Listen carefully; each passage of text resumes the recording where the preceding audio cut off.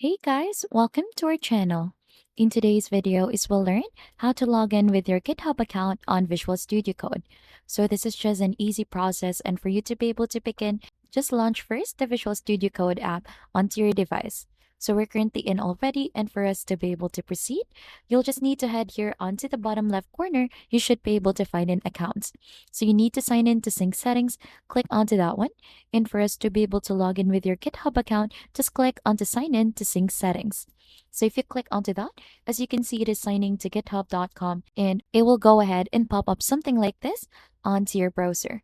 So this will open Visual Studio Code. You'll just have to click onto open Visual Studio Code for that, so that it will go ahead and authorize your GitHub login. Right after that, if you have gone ahead and done those steps, you'll just have to click onto your accounts already in here. And as you can see, you're already signed in onto your GitHub account.